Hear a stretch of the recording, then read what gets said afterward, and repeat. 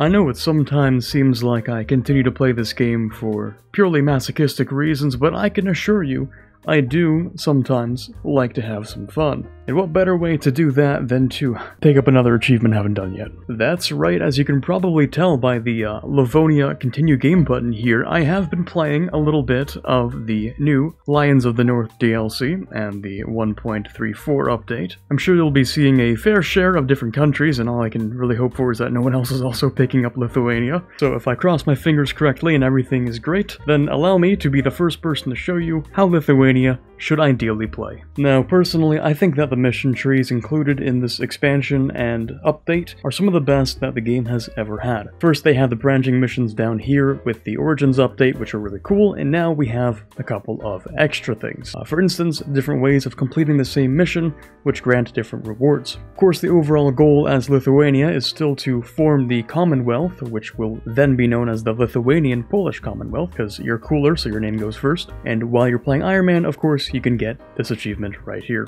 Instead of telling you what everything does, I prefer to show you, so let's begin. Another obvious new thing is that all of the estates now have 6 slots for privileges, which is nice. It just means you have to balance the influence and loyalty yourself. First, we'll take the normal stuff, like the supremacy over the crown, plus all the point privileges. And due to the nature of the Lithuanian mission tree, we will be going down the tolerance route instead of converting all the Orthodox provinces. And that looks pretty good to me. Let's also establish our rivals. We'll go with Muscovy, of course. Hungary would be fine. Yeah, sure, Denmark. Now, as Lithuania, there are a couple things we want to do to start off with. Firstly, we're going to decrease some autonomy. That's one of the first missions we have. And we're going to go ahead and ally up with Bohemia. We're going to prepare for a succession war against Poland. Hopefully they don't ally anyone too strong, because that would be a major issue. Now, what's interesting about Lithuania is that we get to decide whether or not we are going to become a junior partner.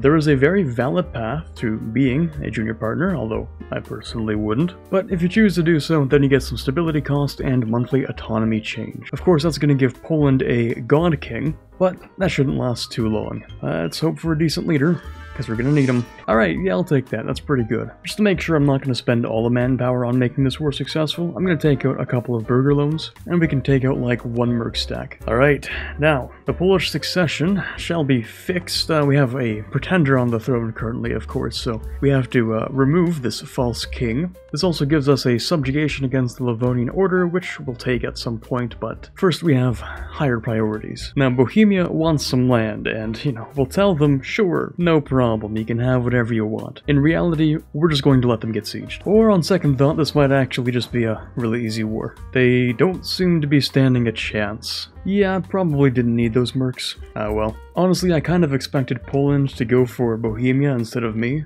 so I'm still not going to give Bohemia anything, but there was like a chance of it, right? On second thought, I might actually claim this throne.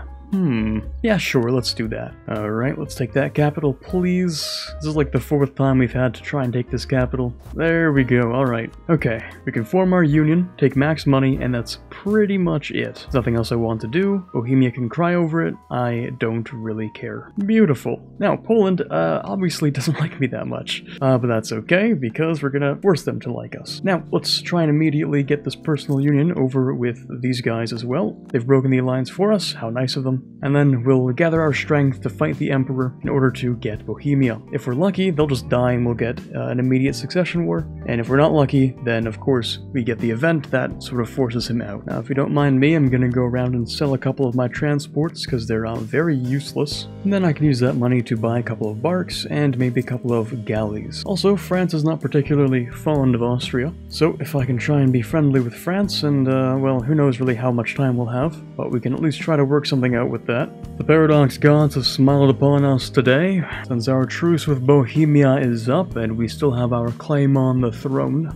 Things might get a little bit messy having to fight Austria and their allies, but all in all, let's hope everything turns out okay. By the way, this is incredibly lucky and very much off script, so whether or not this works out doesn't really affect the overall goal I have. It's just, you know, I kind of wanted it. Alright, first 2 battles down. Barely winning both, actually, if you can believe it. Looks like we're gonna have a tough time here. The best we can do is try to pick off a couple of small stacks here and there to whittle out the numbers. All we really have to do is take the capital and hold it for as long as possible. So we're gonna send in the siege force. and hopefully they give us just enough time to take that capital. Might not look like it, but we actually do have over 30,000 men in these 2 stacks, so one well-placed battle, if we're fast enough, should keep this siege from being overrun. That's a little bit awkward, but it's okay, because I'd rather be during the war than after the war. Of course, things are starting to look a little bit bad for us, after my subjects decided that it's not really worth following my instruction, and we can't seem to siege a 42% after 4 different tries. Make that 5. So things are, tense, to say the least. Alright, there's the province we need. We're gonna scorch that, obviously. Fortunately, we've run out of manpower again, so I'm gonna have to take out more loans for more mercenaries. This might be a terrible idea, it might be a fine idea. Kind of hard to tell. I mean, after all, I did scorch this province, so we just need to deal enough damage. Okay, not bad. Now, of course, Austria is still on Tech 3, meaning they've been relatively easy to beat so far. The problem is when they all just kind of come in waves. I'll set my subjects onto siege to try and get themselves out of this mess and to try to get myself out of this mess. But I don't think they're smart enough to siege stuff they can actually siege. The absolute number of battles we've been through today is insane. I'm shocked we're even managing to get this far, to be honest. And of course, since the rest of these countries are all pretty much OPMs except for Volgast, we can't really get any of them to leave. We might be able to get Austria to leave, but that's even harder since they're the Emperor and they have an additional 40 reasons to stay in the war. For now, we can sort of walk around the capital though, picking off a couple of stacks here and there. Since the AI is fairly tunnel visioned, they're probably not going to try and stop us that much. And Austria's attacking me. Okay, that's a bit weird. This has been a great opportunity to get free stack wipes, but at the end of the day, it's still going to be very hard to actually win this. You have no idea how painful this has been so far. Oh, Bohemia's resorted to hiring mercenaries. Unfortunately, they're not getting them out of the way fast enough. That's unfortunate. And Austria still does not have Tech 4, so every battle with them should be very easy. Alright, first reform. Finally, I get to show off something else which is new. Instead of taking the strength and noble privileges, which would give me 15% manpower and increase the influence, I think I'm going to compromise with the nobility, which kind of does the same thing. Increased levies will no longer increase the influence, and will no longer decrease the max absolutism. So essentially, I can just kind of do this for free. And that'll give me 23% instead of 15%. Hey, the last jousting tournament. Yeah, I could use that. I also very much need my mercenaries to regain their manpower. It's kind of an issue if I only have like 17,000 guys to fight with. Okay, at least we can get Volgast out. That's something. Anhalt has been providing a level 3 leader, so we're gonna try and get rid of that by stepping on their capital briefly. We can quickly do the same thing with Landshut, as well as Goslar and Bregenz, and of course we'll just continue doing this. Alright, that's almost it. Austria is down to 4,000 or 5,000 men in total. I cannot believe the number of casualties in this war. Alright, Bohemia, I can't let you take that, unfortunately, so I'm just gonna have to, you know, wipe your army off the face of the planet if you don't mind. Austria still won't leave, of course, they're too proud to. And this poor mercenary army has 800 people in it. Well, good job, boys, keep going. At last, finally, we can get Austria out of the war. And after embarrassingly losing a battle, we can finally get our personal union. This, I think, is the hardest I've ever fought for any personal union. We'll assess the damages afterwards. So, Bohemia, how's it going? Alright, so they don't like us very much. Understandable. My country's being sieged by noble rebels, which is not very good.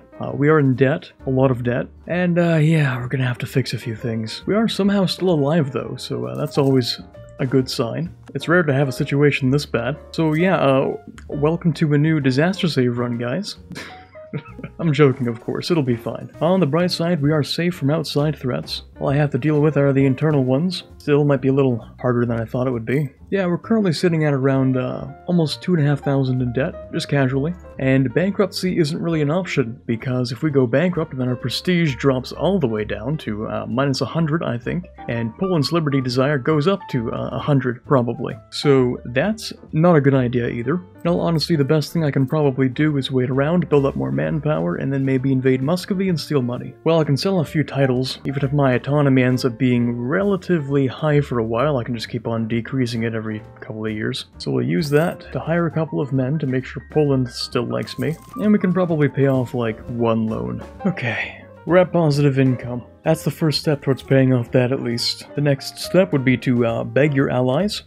Now that the rebels have been cleared out, you might notice we are still very broke. I might actually have a solution to that, which kind of requires taking out more loans. Now we can embrace the Renaissance, which allows us to pick up Miltech 6, and if you weren't aware, Miltech 6 is the most important early game military technology, and it should allow us to face off against Muscovy and try to steal a little bit of money. Now, assuming we don't spend more money than we're going to be making off of Muscovy, then it should help us a little bit with our previous debts. The Miltech also conveniently makes Bohemia loyal, so fighting this war shouldn't be all too bad. Since I'm the only one with Miltech 6, I'm going to ask my subjects to go and siege some stuff for me while I can do most of the fighting. To give a decent example of what the difference between Miltech 5 and 6 can do, you're going to watch me utterly obliterate this poor little stack here. And there it goes. Lesson learned. Take Tech 6. Don't forget that once you have the institution, you should be selling it to other people to make back a bit of the money you spent. I kind of forgot to do that, but at least we can get started right now. Another tip is to also hand your forts over to your subjects instead of having you occupy them, because that actually costs you money, even though they're not your forts, I know. And that's definitely the last battle.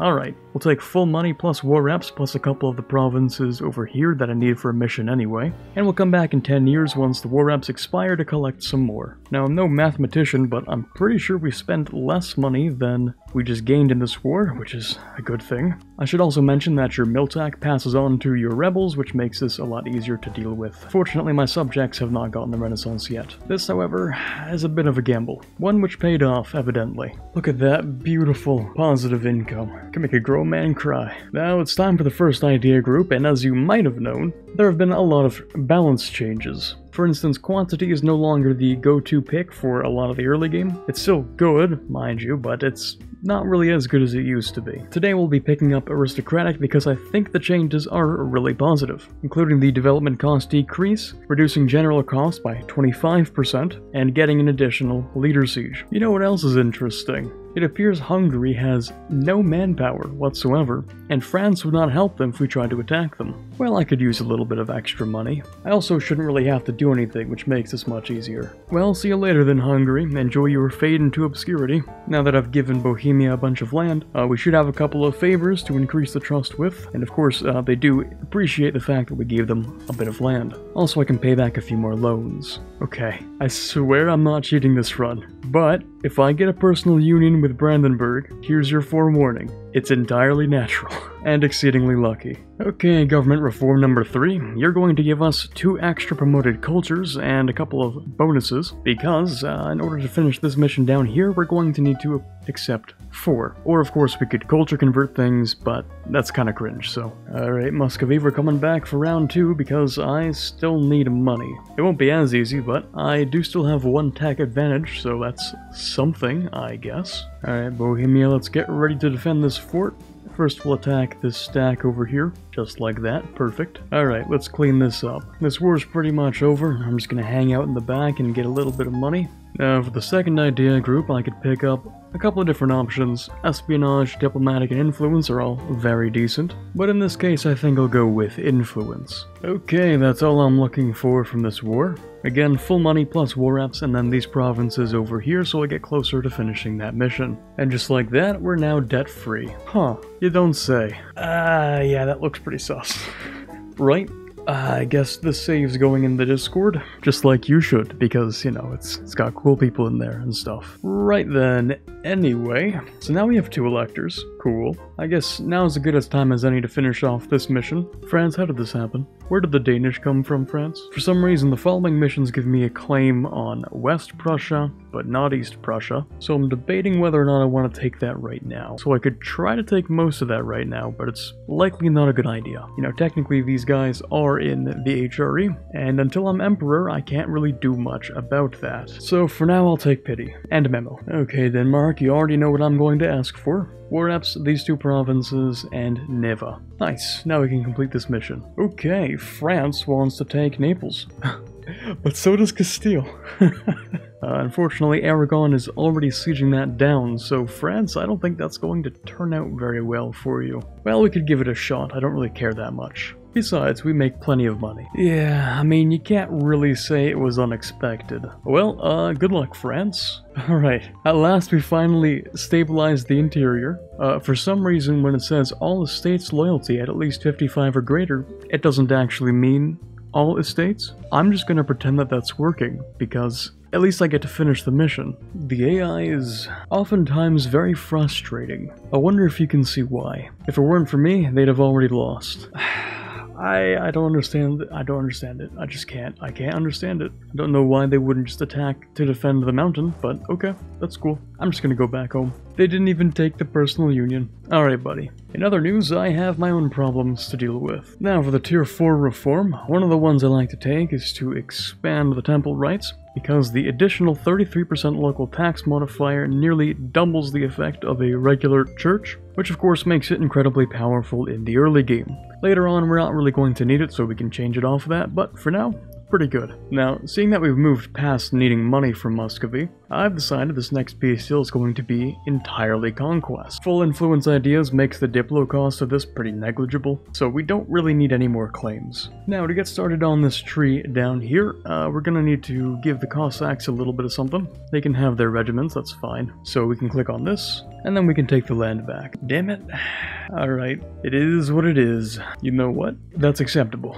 I'll take it. We're getting pretty close to being able to enforce the Commonwealth, but we're still going to need a little bit more development. It doesn't tell us how much more, but more, at least. The easiest place to take that would probably be from Denmark, considering Crimea is kind of a tributary of the Ottomans, and we're still not the HR Emperor. I bet the last thing Denmark expected was for me to actually build a navy. It's not a very good navy, but it has a lot of galleys, and it's kind of very expensive, so I better use it at least. It seems to be doing the job well enough. Alright, now I'd say this war is just about done. Wish I could take Gotland, but my navy's not quite strong enough, and I have no transports, so we'll have to settle for this, and maybe a few ducats. Alright, now we can enforce the Commonwealth. Because we accepted 4 cultures, we get development cost for 10 years, and we're also going to get a new government reform. It's nothing too special, but we do get monthly autonomy decrease, as well as no penalties from heretic and heathen provinces, plus a bit of extra governing cap. Okay, we're the new emperor, cool. Looks like the old Habsburg finally croaked, and the AE isn't really all that bad in Germany. Yeah, I can see this working out. Interestingly, I do have the power to kind of enforce the HRE. Like, if I wanted to, I could actually have a pretty solid HRE run here. Well, I'll consider it. Really, France? You want me to help you fight England over what, sorry? Good luck, bud. Now, there is one last thing we can do as Lithuania. We're not quite done over here in the east, because we can still get a personal union on Muscovy. I don't think it's even possible for Muscovy to form Russia while you're still, you know, chilling and stuff. Especially if you're going down your tree, so there's really no point in waiting for them to form Russia. We might as well just do it right now. Now, the most important thing to happen during this war is that our king dies, because if we try to finish it, and we get the PU, and then the king dies, we're absolutely going to lose it over Muscovy, and that would kind of suck. And yeah, exactly as planned. Alright, this new heir is a little bit, I would prefer someone better. Not exactly what I would call better. Okay, let's try again. Right, I also can't forget that these missions that we haven't been claiming, but we could have claimed a while ago, are really nice to improve the stats of our ruler. Like we get an extra Diplo right here. This just gives a couple of bonuses for Kiev, and a couple of temporary things as well. Alright, Muscovy, that'll be everything, thanks. So, now we have ourselves a 4th PU, and that's the last one that you get from the Lithuania tree. I don't think the Muscovy one is actually included in the PLC tree, and of course once you form the Lithuanian Polish Commonwealth this time, we would actually lose our Lithuanian missions and they'd all be replaced. So ideally, you finish off a couple of these missions, hopefully all of them, since you do get something nice down here, permanent power projection. The other bonuses are temporary, but they're also pretty alright, plus you get a couple of extra points. So you can decide to stay as Lithuania for a couple extra years, or we could just take Tech 10 and then form the Commonwealth and be done with this. And we've been in this war for long enough, so it's definitely time to leave.